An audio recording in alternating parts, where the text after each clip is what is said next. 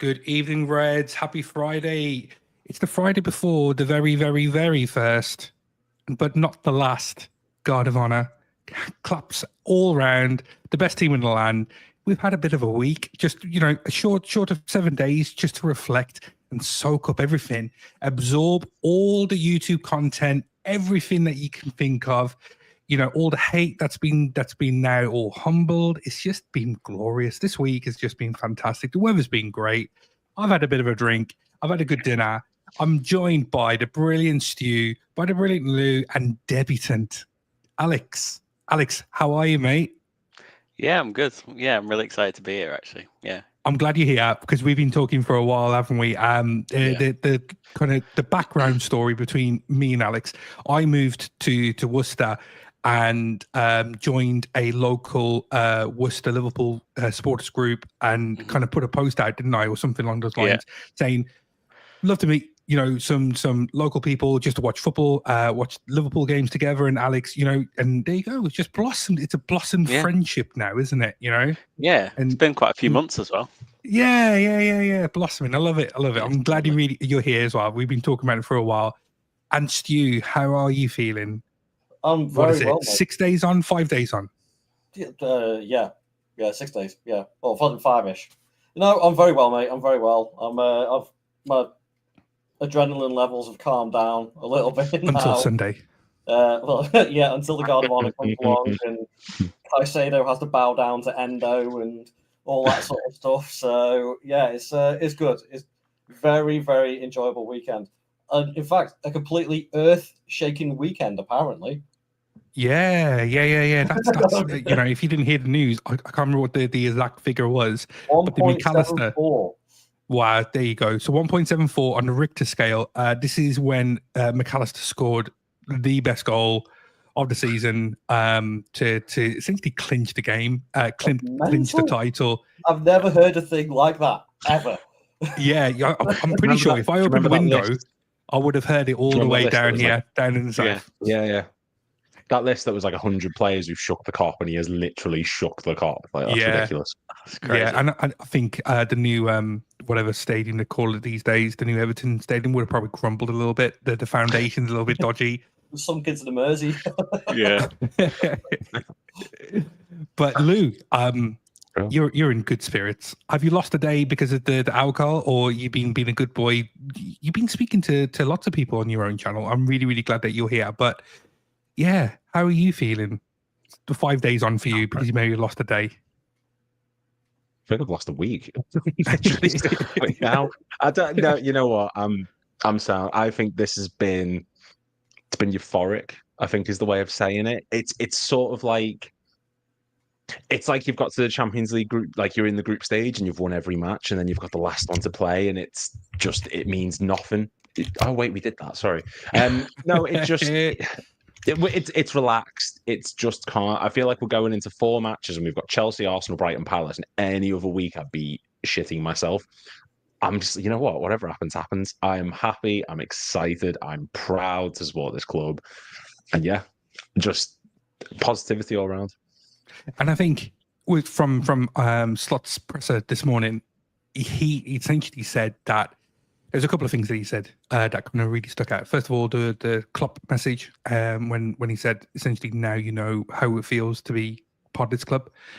Beautiful statement, beautiful kind of sentiment behind it, because it is absolutely true. Now you've won something, you feel everything that a fan feels, and you could see that he essentially the emotions exploded out of Arne last Sunday. He was very reluctant to kind of talk, go up to the cup and do kind of any type of gesture that would get the cup going. But he let go, and a couple of things that he did, the fist bumps, and then the Klopp song, which is just, again, a really, really great moment to really call out the hard work that Klopp has put in, and his staff and the players at that point. It's just been a really, really good experience being a Liverpool fan. I don't know. I've just lost track. There's so much to talk about. There's just so much to talk about. Guys, before we came onto the show, there's been some interesting information about Luis Diaz and a contract that's come out, hasn't it? Lou, you kind of called it out in the chat and wanted to talk about, but yeah, just let us know what your thoughts are. So supposedly Liverpool are, or both parties, from Luis Diaz and also from Liverpool's perspective, they're quite keen to talk about a new contract for Luis Diaz. Do you think that's good? Do you think it's bad? What are your general thoughts about it? I don't know. When I did something a few weeks ago, I said that we are going to have to lose a couple of players, and that's the way of the world. And there's talk about Kelleher and Gomez and Endo and Nunez, of course. But Diaz was someone that I was looking at, and I was thinking, if he stays, great. I think he's a very good player. He's great at running into space. He's good. He can beat a man. We've seen that. He can score a goal. But I wouldn't be overly sad if he went. I don't know if it's sort of I'm a bit of a spoiled brat perspective on it, but he doesn't seem to do anything for me that I look at him and think, you are undroppable. You can't be taken out of this team. And there was a period of time where he was like that. There was that spell where when he was number 9, he got the hat-trick against Leverkusen, he got the goals against Tottenham, he contributed against Ipswich, West Ham, he was brilliant. But I never look at him and think, you're someone that this team couldn't survive without. And I just think in Sloth's system, I think Gakpo benefits that little bit more. He seems like Diaz has this thing where he will pick it up and he'll run at defender and he does terrifically well, but he sometimes holds on to it for too long, or sometimes he'll run himself into danger, or he doesn't pick a pass. And I feel like he's suited to a team where he would be the main star up front. He just doesn't seem to mesh well with Sloth's system at points. And as much as I like him, he's not the answer to number 9. I think Gakpo's ahead of him at left wing. I'd certainly not be opposed to keeping him, but I just think if we do need to lose a couple players to bring in new ones, he's one of the 3 of that front 6, which I'd look at and think, you could definitely leave, and I wouldn't be overly disappointed, along with like Nunez and at the moment Jota. Chiesa, I still want to give another chance, but yeah, I'm happy, but I wouldn't be losing sleep if he was to move on. My theory is, and this is kind of similar to what happened with Coutinho with Luis Suarez. He's obviously been awarded a good contract, a bumper deal, if he signs.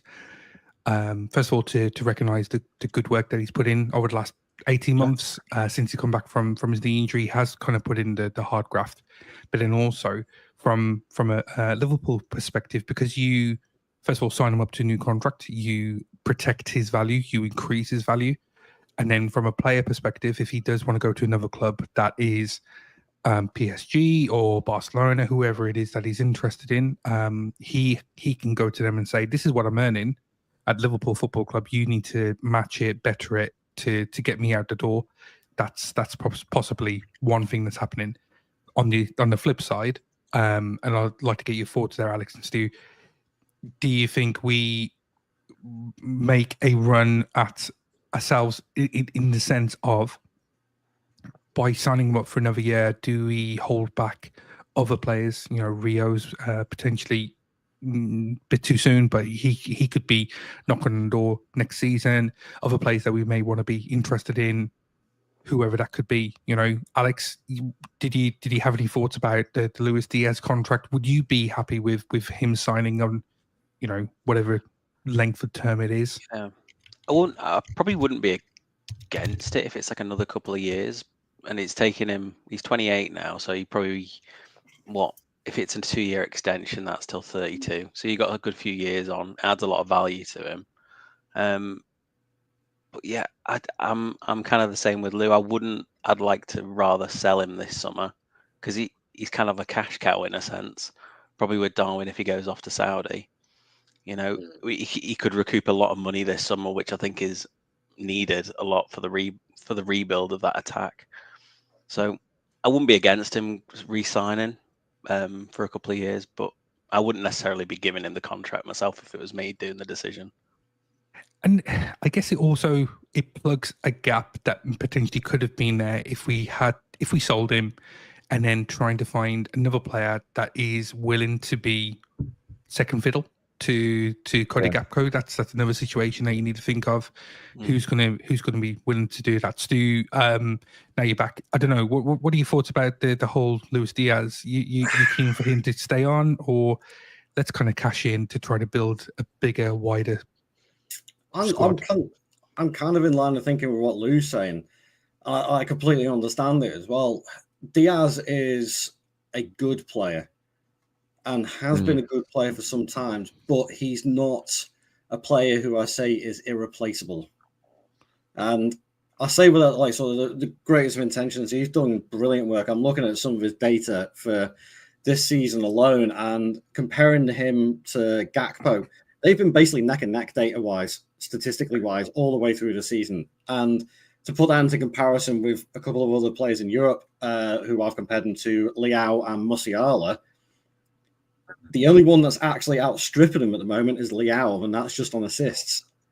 So Gakpo and Diaz's level are with Musiala and Rafael Leao, two of the same style players. It goes to show how good both of them have been. Does Diaz deserve a contract off the back of that? Yes, but it comes down to one simple point, unfortunately, and that's his age. It's his age. That's the only thing for me, isn't it? Yeah. And Alex said it. Lou He's said it. 28 All going agreed on on to 29. Yeah. The valuation is now. That's where we've got our value for the market, and that is now, unfortunately. So if we are looking to bring, say, a new winger in on that side to back up Gakpo or test him or go alongside him like they have done this season, now would be the time to sell. It just makes more business sense that way to me more than anything else. I say he's been fantastic for us since he arrived on that January. And I remember when he first arrived, hit the ground running, and we were all like, whoa. He was fantastic, wasn't he? It was that Norwich goal, the first one. Was it Norwich the first one? Yeah. I think it was, yeah. And it just hit the ground running. And then obviously he's had a couple of dips in between where we're all questioning. And I think that's where the questions started coming up, going, if he starts having dips like this, is he as good of a player as we believe he is? I don't think he is. He can have these He's moments. very streaky, isn't he? Yeah, he's streaky. He can go through certain patches. He'll score a load of goals, get a load of assists, and then go like 10 games without producing anything. And realistically, if we're going to challenge for the title or defend our title, shall I say, next season and onwards, we need consistency, not dips. Yeah, it's not bad. Like he's far from a bad player. Don't get me wrong. And if he does stay, terrific. We've got two great options at left wing. But like you said, it's the age, and I think when he does start to slow down, we're going to lose his biggest strength. Because his biggest strength is running in behind. Yeah. But also, if we are wanting to sell him, if it is a thing of we want to move him on, we already know we've got lots of money going into this summer. That's been established everywhere, that we're not in a sort of sell to buy situation. If it is a case of he is leaving, it would be one of the last sales I'd make of the summer. I don't want to be in a scenario where we sell him and then a good chunk of the money is going to have to go towards replacing him. You're making a problem for yourself there. So if he is going to go, I'd prefer it to be after the other business is done, and then we can look at replacing them more than piling on top of the other problems that we have to fix and being in a bit of a scramble and spending a lot of money to try and fix that problem. But I'm happy either way. He's not someone that I look at and think you are the long-term solution, not just because of his age, but just the profile of player he is. Yeah, and also the age doesn't fit into what we've seen previously. I know it contradicts itself with what has happened with Virgil and Mo, and they've had contracts. There are exceptions to the rule, though. Exceptions, they're generational talents, but it goes against what we have perceived to be the ideologies for Michael Edwards and what I would guess would be Richard Hughes as well. So it's an interesting one. It's a case of let's wait and see. If it happens, then great. If not, sorry, Charlie. Just a couple of stats on his totals this season. So he's played 47 games, 16 goals in all competitions with 8 assists. That's good. That's a good ratio. He is good for a winger. Yeah. So anybody that wants to sort of try and pick up on us and say, "Oh no, we're slagging Diaz off," we're not. That is a good ratio, and that's kind of what you'd expect. Far from it. No, but I don't know if you remember. So there was a conversation about we were talking about player of the season, and I brought in the conversation about Diaz and Gakpo, and just called out the numbers that he had. So those goals, that is a very, very good return for a player that isn't a number 9, has been forced to play in a position because we've got, unfortunately, we've got Nunez and Jota who aren't. I'm going to be polite. They haven't performed to the standard that we expect. Injuries, etc. Yeah. Probably polite, just say it how it is. Yeah, but they've been bums, man. They've been bums, Yeah. and because of that, it's forced Sloth's hand, and with also Gapro being him and performing the way he has. It's felt to Lewis to be a bit more of the leader of that attacking department, and kudos to him. So great. We'll see if he stays great. If not, then we can move on and look to build a better team. Okay, quick question for you guys. Because I'm just looking at his total career appearances for Liverpool. He's on 145 games, 40 goals, 23 assists throughout his Liverpool career. Now, as a metric goes, what sort of, after, what was it, 4 seasons he's been with us? Something like that? Yeah, he joined in January 22, I think it was. Yeah. So in your minds, what sort of metric after 3.5 seasons would you expect a winger to be at, goals and assists wise? He's on a good start. I think a big thing that he does struggle with, and this has haunted them since day one, is the comparisons to Mane. Because I think Mane just set the bar too high. So everyone thought he was going to come in, absolutely blow it out of the water. It didn't happen. They're good stats. It's not so much the goals and the assists. It's him on the ball. He holds onto it for too long. He tries to be too fancy with it. He runs into danger. Those stats that you've put there, I wouldn't be disappointed with that if you go back. I'm not either. No, that's what I'm in agreement with you. It's just it's not his end product as such. It's just his decision making at moments, and the patches where he does dip, it's like having a passenger at moments. The one phrase I keep on coming back to with him is he's one-dimensional. He's very one-dimensional. It's either run behind, and that is it. Yeah. There doesn't seem to be much else going on, so to speak, which is great. But there's a lot of people that say the same about Cody Gapro. He is essentially the Iron Robin of the left-hand side, where you know what he's going to do and just cut back onto his right foot, go across on, I wouldn't disagree with that either. And you know he's coming. You know it's coming, but he's effective. And again, it's just one of those situations. If it happens, it happens. If it doesn't, it doesn't. It's not one of those where we lose sleep over it. It's just it came out today, so I thought let's talk about it. But there's bigger and wider things that we do want to be talking about. We are here to talk and preview a really, really important game. I believe it's a really important game, and I'll explain the reasons why. But we've got an away match, and the first league game, having been crowned as champions against Chelsea away on Sunday afternoon, 4:30 UK kickoff, I think it is. But you know, the question that comes to mind, and you know what we saw last time when we won the league. Now that the league is won, do we drop off, gents? Is that the kind of thing? I don't know, Alex. What do you think? I think it's just too much to play for still in terms of records, personal accolades, team accolades, and just to put the screw in on other teams. Yeah, I think there's a few players that will want to keep the level, probably, to get the goals and assists record. And I think that Van Dijk, actually, I think he'll probably want to keep going, to be honest. He's played every minute this season, hasn't he, in the league? Exactly. He could be one of the few. And Mo have played every single minute. I don't think they'll be dropped. I still think that they'll play every minute. But I think Van Dijk's one of the few to win 2 leagues and not be play every single minute, which is kind of crazy. So I don't think he's getting dropped for that. But with regards to the drop off, I think I just can't really see it. Maybe a draw here and there, but I'm more looking in the 2 away games. I think the home games, I think we should win.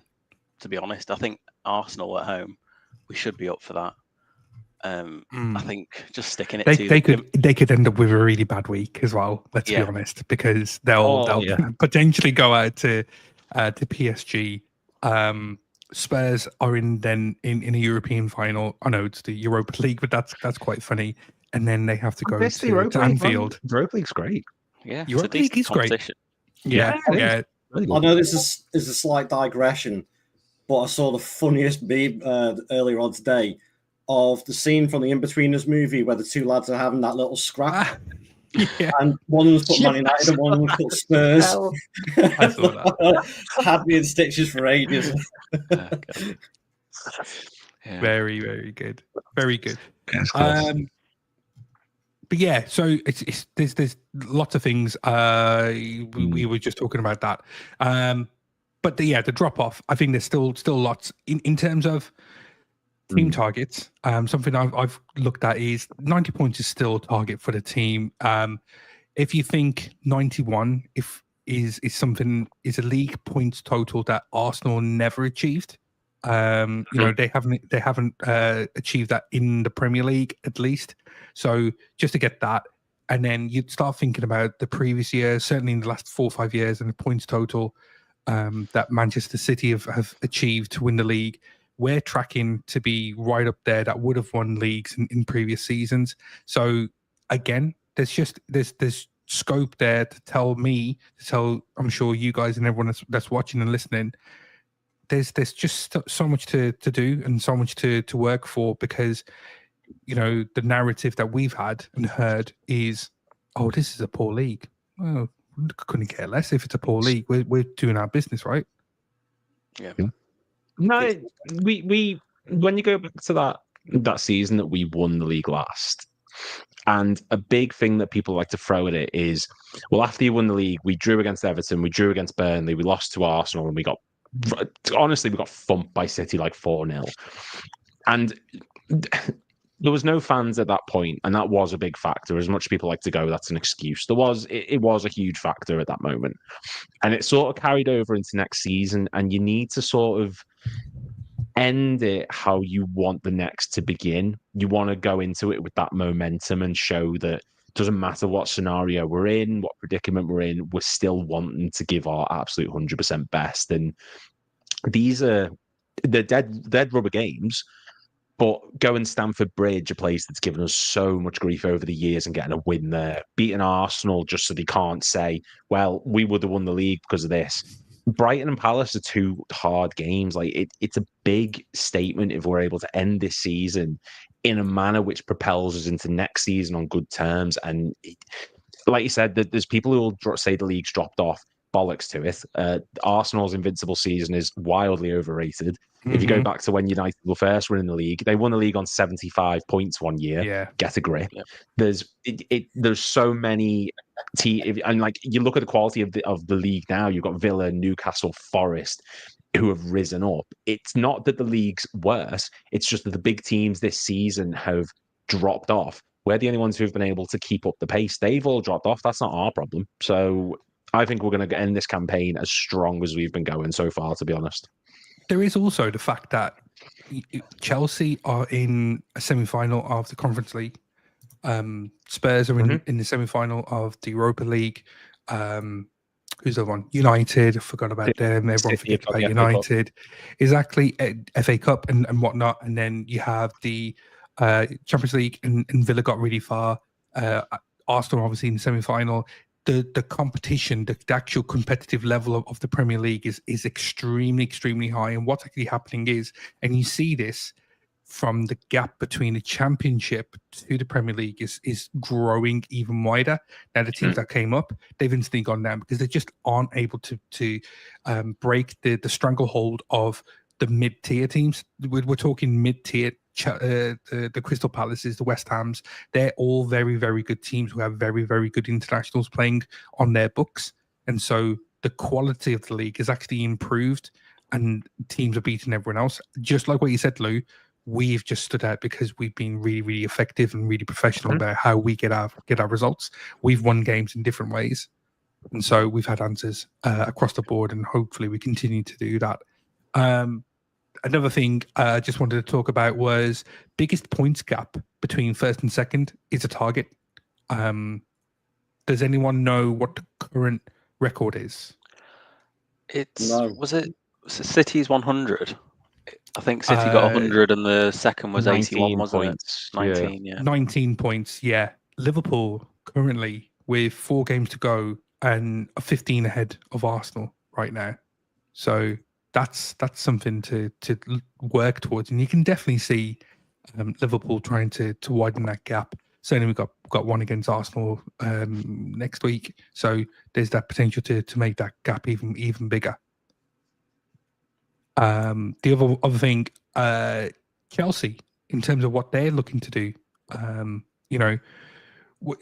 we need to kind of stop them from getting Champions League football. That's another thing that we want to try to avoid in the respect of who they're going to be looking to sign. If we've got what I'm thinking of is if we're going for Dean Hughes, and there's been lots of talk about Chelsea being interested in him, if his ambition is to play Champions League football and sees there's 2 clubs, there's Liverpool and Chelsea. Liverpool got Champions League football, definitely they're the league champions, and then you got Chelsea who again will be playing potentially Conference League or Europa League, wherever they win end up. That's another thing that's a bonus for us to kind of go for as well. Yeah, however, I think Chelsea are just such a nuts club that they could probably sign anyone without Champions League football and get away with it. Just give them a big bag of cash, and then that's it. Yeah, it still baffles me how they're doing this. How many hotels have they got? How many training grounds or women's teams can they sell? Yeah. Can they sell the academy for 400 million to themselves? Yeah, nothing dodgy about that at all, is there? No, it's all above board. If we weren't in the position we're in now within the league, would any of you have been nervous about going to Stamford Bridge at the current moment in time? No, not at all. Really. And that says it. It does. Yeah. It says it all, because I was looking at that game before, obviously, the weekend just passed. I was thinking about the Chelsea game. I was like, previous times I would have been a little bit worried, but the way they're playing at the moment, up and down, it's just not. Yeah. It's not worth worrying about too much, I think, and even more so now. I know they got a Champions League spot to play for. I understand what you're saying, Charlie, about like sort of trying to sway Dean Howson, but personally, from a selfish perspective, I am looking more at Newcastle and trying to keep them out of the Champions League qualification spots. For one certain player and one certain player only. I wonder who could that be? Gee, let me think. Jacob Murphy, obviously. Yeah, of course. I just pick up his It's a twin. good ball, man. I like Jacob Murphy. I think he hits a really good ball. I actually do. If he does anything else, I'm not too sure, but he knows how to strike a football. He does. He does. We need someone. Those Champions League spots are so close, but Chelsea, I don't think, offer too much of a threat. I do think this weekend will go at it as professionally as is expected of us. I don't think they're going to want to drop the fact that we've only lost 2 games this season. They're going to want to keep on keeping that record up. Like Alex said about Salah's record, he's only 1 goal or assist off equaling, and 2 of them to break the record. Yeah. So that's over a 42 game. You know that's in the back of his mind. Going, well, I want that. Yeah. I want that. He said that after the Tottenham match. Like it's the individual things that are giving him motivation at the minute now that we've won the league. Yeah, and I can understand that. So, yeah, the likes of Van Dijk and Salah, I think, will start. Obviously, I know we're going to get onto it in a bit. I do think there's going to be a few changes coming in the team news, but I don't think it's going to be too many. Let's go for that. Let's go. Let's kind of veer into that. Nice little segue there, Steve. I like that. Starting off changes. Do we see lots of changes in this respect? Sloth's already come out and said that he's going to make some changes, isn't he? But I've already got a team in mind, I think. And I don't know how close his prediction is going to be. I think Ali starts, Alisson starts. I think Van Dijk stays at centre back. I think Simicast will start. Whoa! We're blowing through it. We got to stretch the content out. Whoa. Oh God, so we've got Ali. We've got Ali starting. Van Dijk starts. I don't think he misses a game. Yeah. I think of the quartet that we have, quintet. So you got Ali, Canante, Virgil. you got McAllister and Gravenberch being the quintet that I think Yeah. are undroppable in this team right now.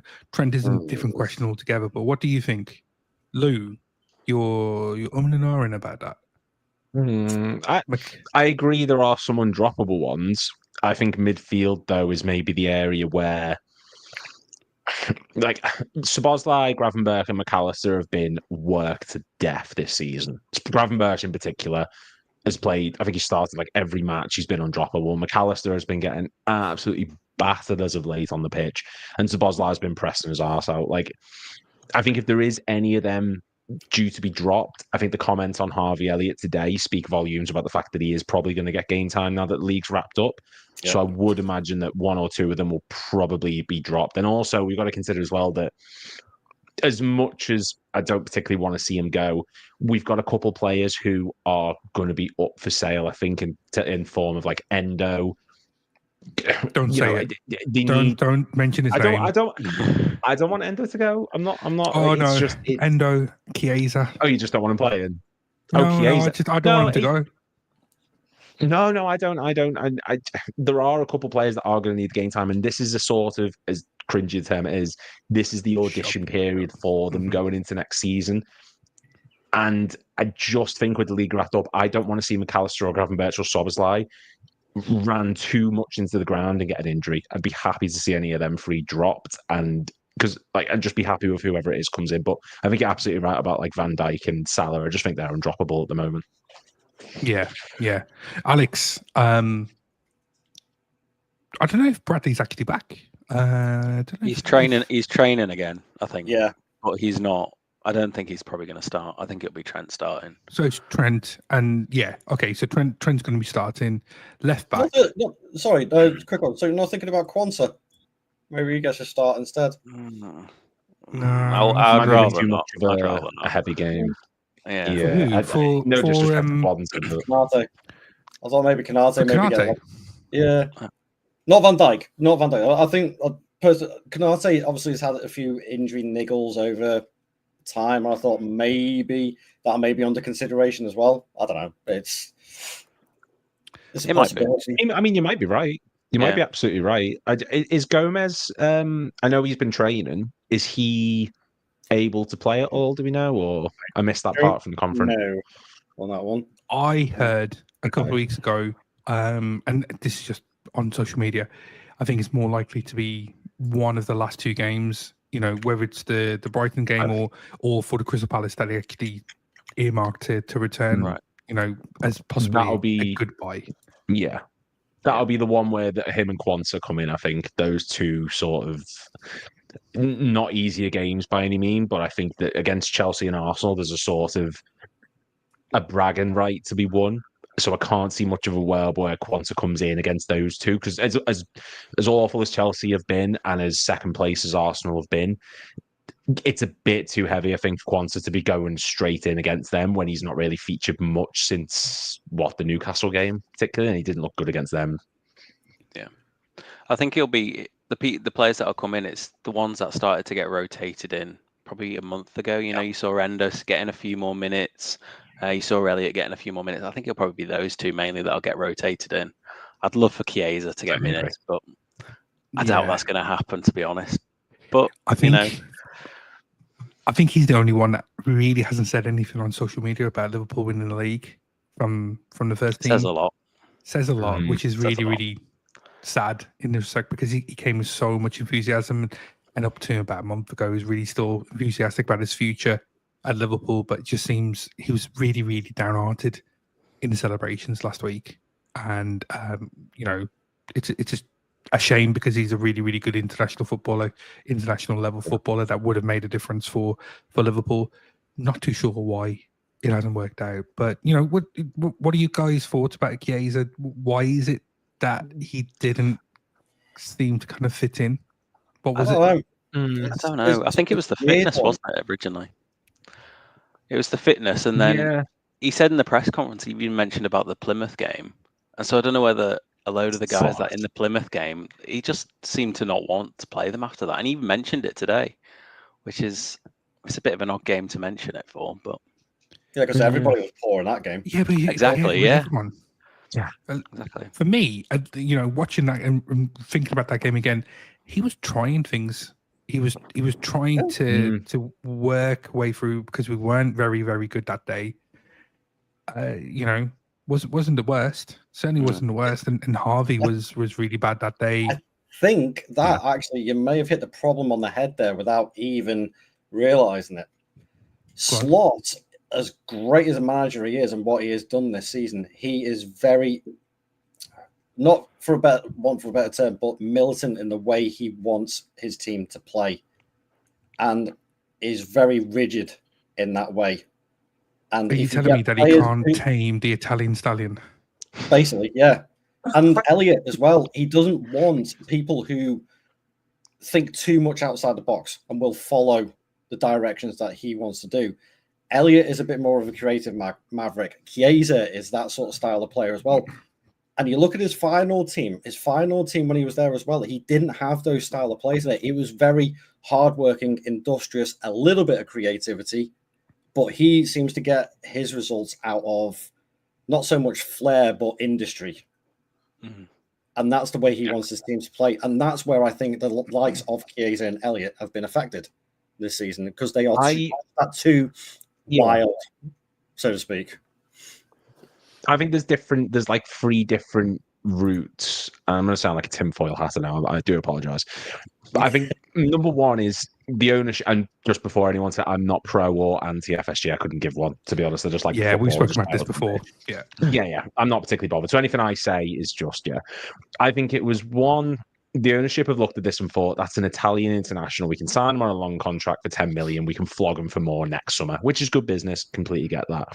Yeah. The second one is he's just not fit the system. Like Stu perfectly said there, he just isn't a slot player.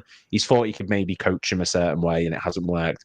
Or 3 is they brought him in not knowing whether they were going to give Salah the contract. And I think because Salah's played so well and done what he's done this season and sort of forced the issue, he's been undroppable, and they have had moments where they've gone, we cannot drop Salah from this team.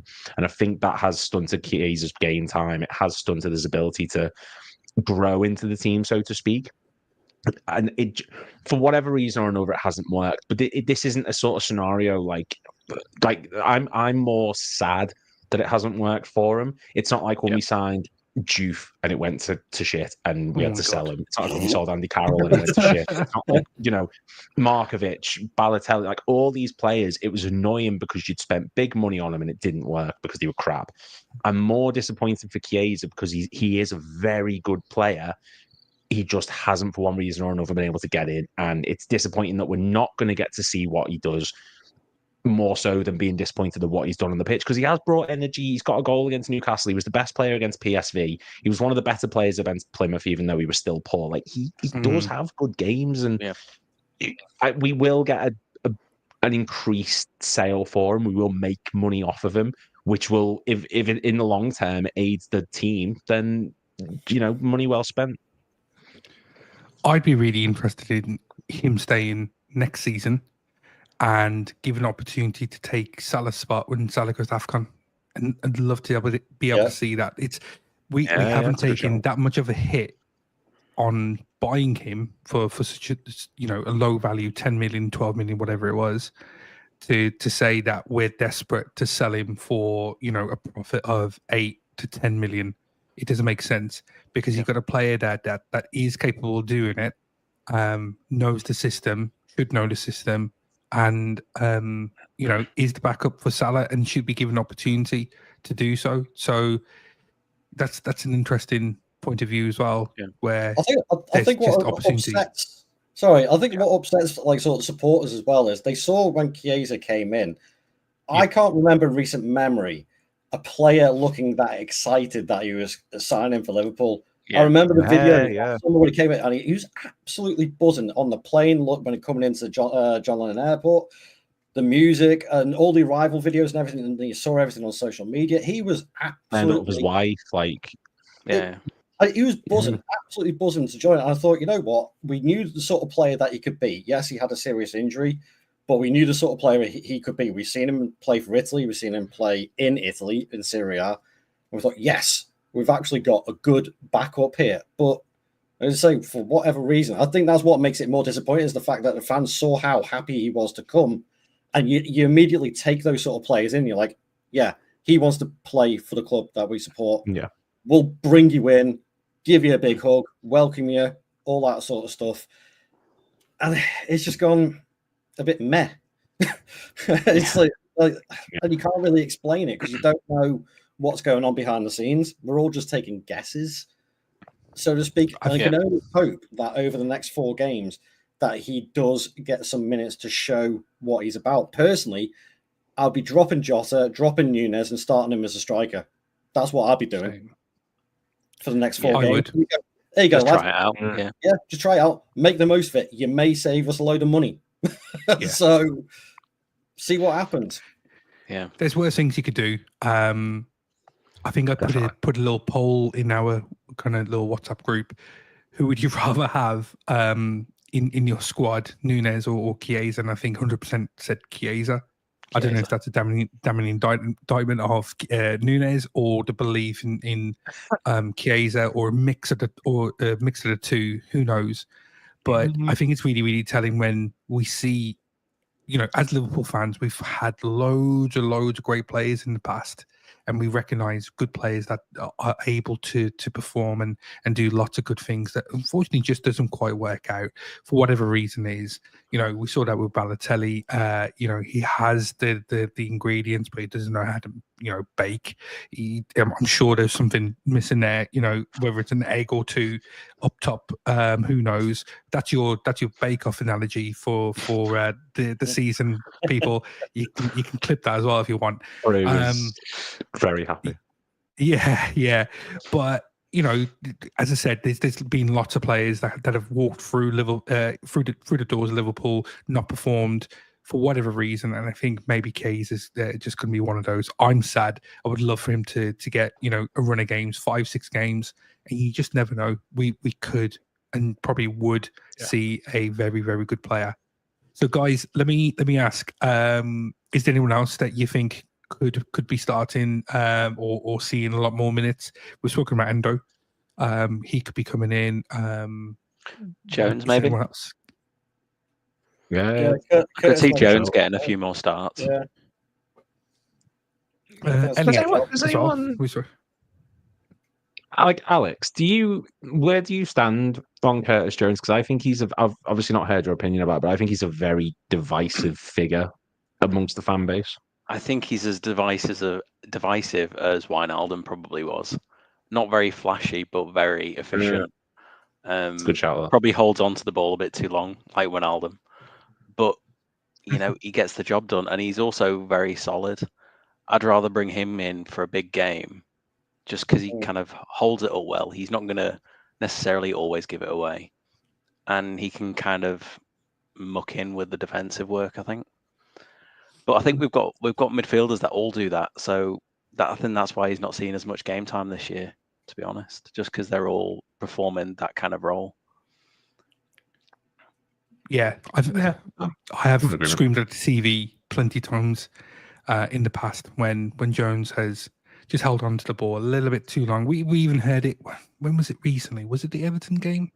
May have been, or a recent game where we needed to kind of push on to try to win the game, and he held the ball deep in our own half, and our crowd just screamed at him, just like pass and move. Maybe in PSG. It was, yeah. It may be that, but no, you are right. Yeah. Sorry to interrupt. It is PSG. You are right. It is the PSG, and he's just wondering what we. There's a thought process with Jones. The way I see it is when he's at youth football, he was the best player on the pitch, and he would basically drop it on players, and he would hold on to the ball because he's able to dictate play and do whatever he needs to do in that kind of youth setup. But when it comes to first team football, playing at such a high level, he feels that he still is the best player in the team. I believe that he's very confident, but maybe there's just time and place, and that hasn't been worked out of him as yet. Kind of similar aspect with Nunez and trying to coach him the mentality kind of things. The physicality he definitely has, but it's just that mental thing that he may not have and may hold him back from being a good regular player. Physically, he's fine. But if you were to rate a player out of 10, for me, Curtis Jones lands smack bang in the middle of like a 5 or a 6.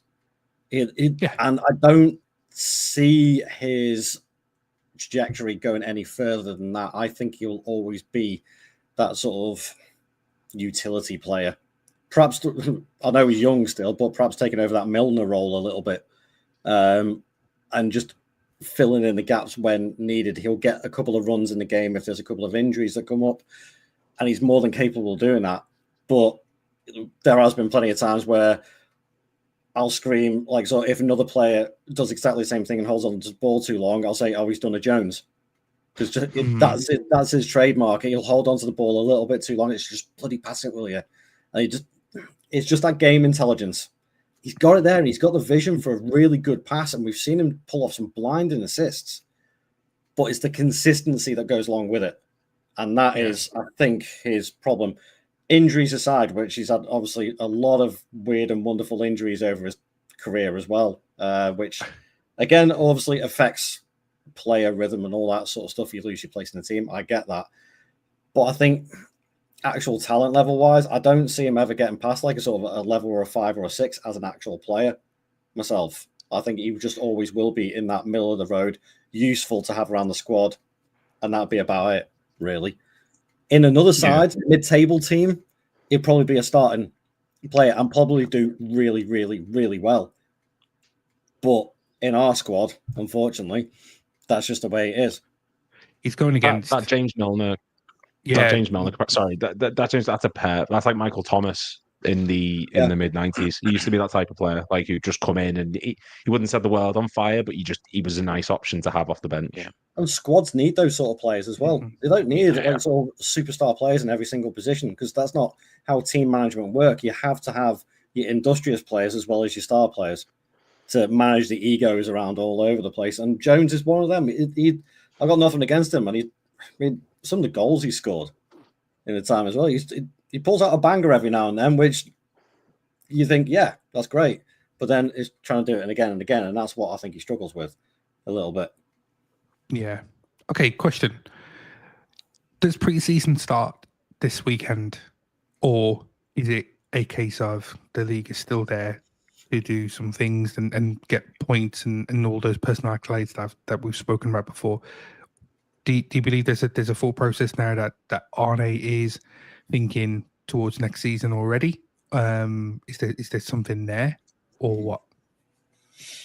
It definitely is. Well, he's already thinking about signings. He's already spoken about today. Making it out that the club are really, really attractive now to players. Yeah. He's already had the conversation with players coming in. Yeah, I suppose when you win the league as early as we have, you're in that fortunate position to be able to focus on next season. And look, Sloth isn't. He's not someone who's looking at right now. He's a very meticulous manager, and I think he does plan 2, 3, 4 games ahead. I think he's proved that a lot this season. And we, as much as we would like to sit here and just imagine the players on a piss up doing whatever they want. Oh yeah, it's Chelsea, Arsenal, Brighton, Palace, blah blah blah, whatever. Slot's not like that. And even though he looked a bit like he'd been on the bender for a few days in that press conference today, like he did, didn't he? I don't think he's going to be looking at this and thinking, yeah, just take it easy, because it's people remember how the season ends, and as much as we've won the league and we've absolutely done the league, we want to end it on a high, and I think Sloth's got that same mentality. You want to make this club as appealing a place as possible for players to come to, and if you're a player considering this club and you go, well, they've won the league and then the last 4 games they've been awful, I don't think that sets the right mindset of what this club is about. So I can't see us resting on our laurels, to be honest. I agree. Anybody else? Alex? Stu? Yeah, I agree 100%. I do think I get your pre-season thing with some of the players that might want to try and stay at the club. But yeah, I think you do need to just keep the rhythm and keep it going. And I'd rather not mess up these last 4 games and it kind of stays into the first 4 games of next season, and then we're having to deal with the ramifications of that. I'd rather just let's win all 4. Yeah. and then go into next season. I'd rather just do that, to be honest. I agree. Well, one thing that actually came to mind, it's completely off track. There was a picture of Canante last week, just sitting in the stands, contemplating, looking at the pitch. So Do you think there's something there, Stu, about his future and what he's thinking? Is this the right place for me? I've just won the league. Do I go somewhere else? I got 1 year left of my contract. The offer's probably there. He's already spoken about it before. The offer's there. Is it a case that my sign now and then commit, or what? What do you think about that? I think from his position, he's a Parisian. And I know there's a lot of rumours going around that PSG are incredibly interested in him. If they want him, they're going to have to pay through the nose for him, as it stands. But at the same time, I wouldn't begrudge him. I don't begrudge any any player that wants to go back to their home country and the club that they support, which he is a Parisian. He is a boyhood PSG fan. He's now hit that point where he's coming into the prime of his career. I can understand why, because I think Marquinhos is 32, 33 Yeah, now? for ages. 34 at the Yeah, moment, I think. he's been around like the last 30 years. I don't know how long he's been going for in professional football, but they are looking for somebody who's going to take over that position. And Canate kind of fits that bill. And maybe he was just sat there thinking, I've won pretty much everything I can in the Premier League. What do I do now? Do I continue this on? I've got a year left on my contract. He's got a lot to think about, there's no doubt. Will he go? I think if a decent offer comes in, then it will be considered. And I think it's only one club that he'd be interested. Yeah. And I think that's PSG. He has spoken about that before. Yeah, I honestly think if PSG came in with a high enough offer, yeah, okay, it would make us flap a little bit and go, oh, we need to definitely go out and get 2 centre-backs now. Maybe even 3, depending on what happens with Gomez or Quansah as well. That is a possibility. And I'm pretty sure that they won't want to let Canate go for cheap. But if he signals his intention and go, look, this is my boy or club, I want to go back there and build a legacy there in Paris. Okay, fair enough. You've been a great servant to the club. I wouldn't begrudge him that at all. No, not at all. I think as well the fact that we've been... Sorry, go on, Alex. Oh no, I was just going to say I think the big selling point towards us is the fact that we do have probably his best mate centre back and Virgil van Dijk staying.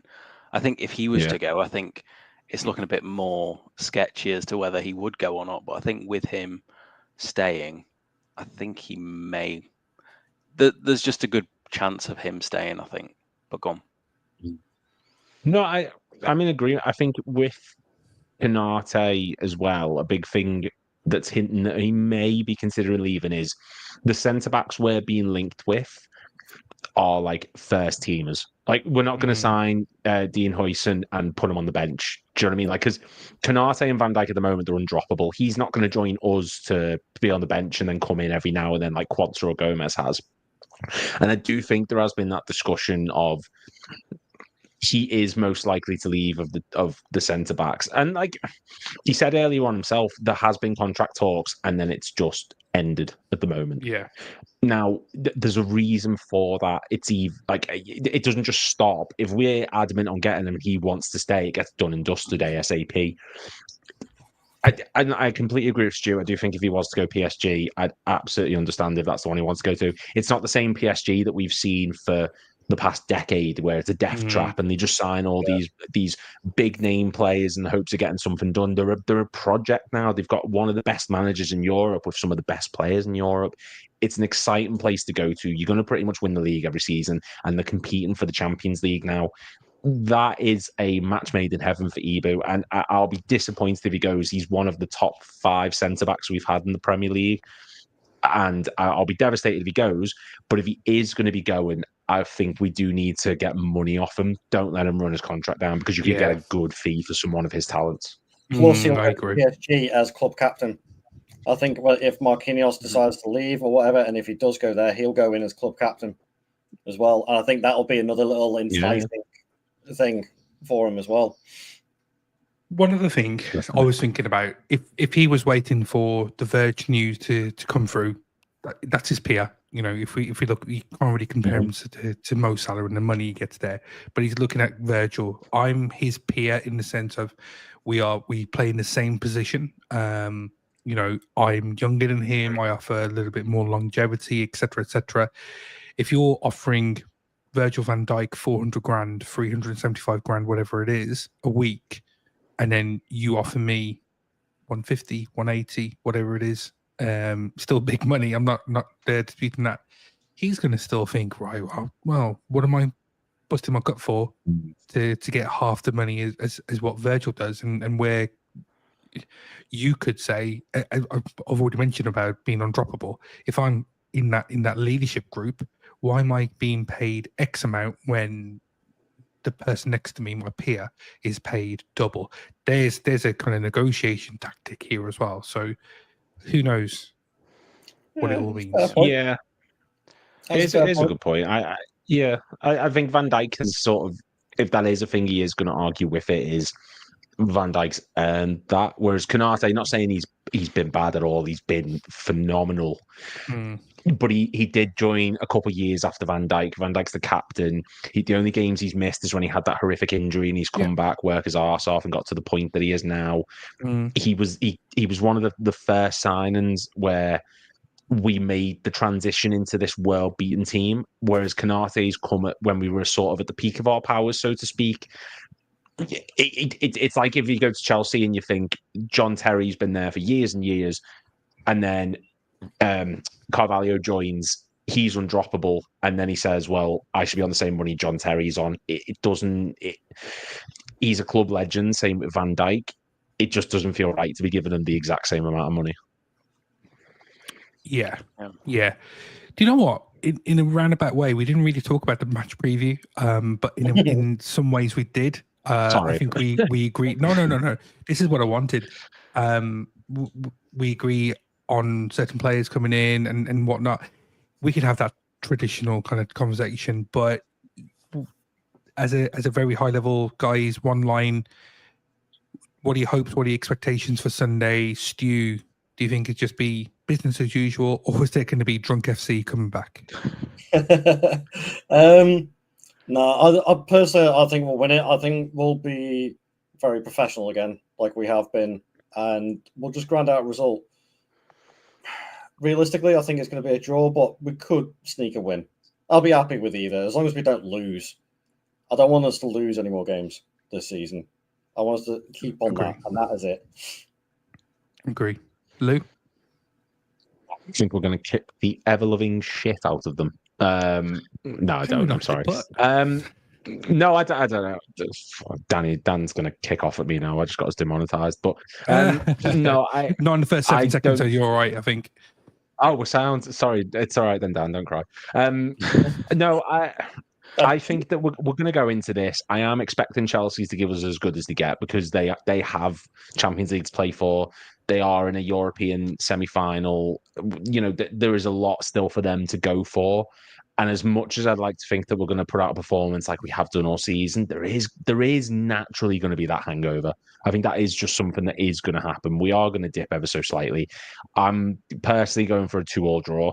I don't, but it's not like in a negative way. I just don't think we're gonna put out 110% like we have been, and I think Chelsea have got it all to go for. So 2-2 is probably my thought process at the moment.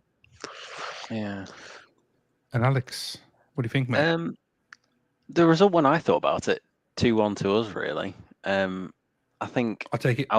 I'd take that any day, as long as I don't have to hear. Because I know Chelsea, when they score at home, all of a sudden you hear this knocking and rattling in the mic. I'd rather not hear that too many times. So 2-1's a fine score, and just enjoy the Guard of Honor. Yeah, I think just enjoy watching that. You don't just get for Endo. Them. You don't get them. I just want a Guard of Honor for Endo. That's all I care about. Just want Chelsea and basically have Lavia and Caicedo just clapping. Just clapping Endo for 90 minutes. That'd be brilliant. Just follow him around and just clap him. Just be brilliant. Cameron needs to guys. focus on Endo. Sorry, Charlie. Charlie, before we finish up, I think we Go should on. give a little mention to a former player of ours who announced his retirement today. Oh, who's that? Joe Allen. Oh, the Welsh chavvy, man. Well, Oh, Shabby. good well, old Shabby. Joe. Joe Allen announces The that Welsh. after 600 career appearances, he is retiring at the age of 35. Welsh chavvy. Wow. Tell you for why. A beautiful human being as well. It's a good career. He's had a good career. Love Very Joe good Allen. career. Yeah, he maximized everything out of that career. You know, some good performances for Swansea. Came over to Liverpool.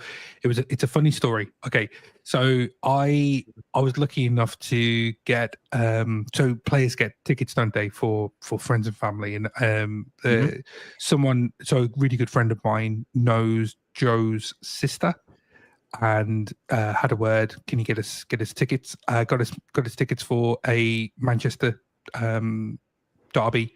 So it was Manchester came to Anfield, and unfortunately we lost 3-1. This is the game when so Rodgers was manager. Gerrard came onto the pitch, 10 seconds, got sent off. I don't know if you remember that one. But Mata scored that really good bicycle kick at the edge of the box in front of Annie Road. But yeah, that's my Joe Allen connection. Thanks, Joe. Really made my day. Yeah. But Joe Allen was great at points. He was the first player, I think, where when Klopp came in, he was like one of the first ones who proper got how Klopp wanted to play. Same with like Adam Lallana. Like, he really shined. Yeah. Absolutely. But yeah, good career. Thanks for the memories there, Joe. I'm pretty sure he'll be a very, very good manager as well. I'm sure that there's something that he's an intelligent man, you could tell. So he will do well. And good luck on your next on the future endeavors there, Joe. Thanks for watching. I know you're watching, Joe. So yeah, thank you. Guys, I just want to say thank you to joining us. It's been an hour. It's flown as usual with everyone. Alex, I'm really happy you joined us today. Come on again. You're part of the team now, so definitely be seeing you a lot more. But yeah, so up the Reds. We will be back. I'm gonna try to get as a proper preview tomorrow. So maybe Richie will be hosting that. I'll need to have a word with him after tonight. And we'll be back definitely for Sunday. We'll do a post-match if obviously the result goes well. But yeah, just to say thank you. Enjoy your weekend, Reds. Enjoy your weekend, Stu, Lou, Alex. Thanks for joining. My name's Charlie. This is LFC Transfer Room. We'll be back. Hit the likes, hit the subscribes. Will be more content, all that jazz, and we'll see you soon. Good night.